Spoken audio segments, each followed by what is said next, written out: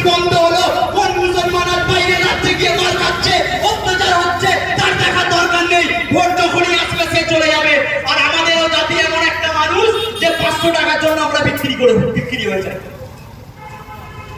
আজকে আমি আইএসএফের ছাত্র সংগঠন স্টুডেন্ট ফ্রন্টের পক্ষ থেকে এসেছি এবং এমন একটা মাটিতে আজকে আমরা সভা করছি।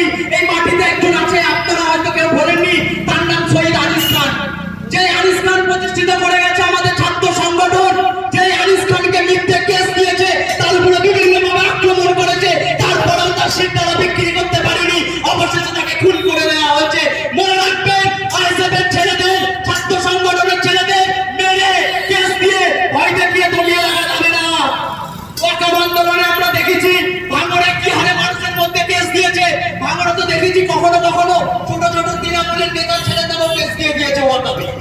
তাদের ঘরে বাঁচানোর জন্য ছিল নওশাদ সিদ্দিকী আর সমস্ত মুসলিম মানুষ যারা ওয়াকফের প্রতিবাদ করতে গিয়ে কেস খেয়েছে, তাদের জন্য একমাত্র পিতাদা নওশাদ সিদ্দিকীর পাশে দাঁড়িয়েছে, আর কেউ দাঁড়ায়নি। কিন্তু মনে রাখবেন, আজকে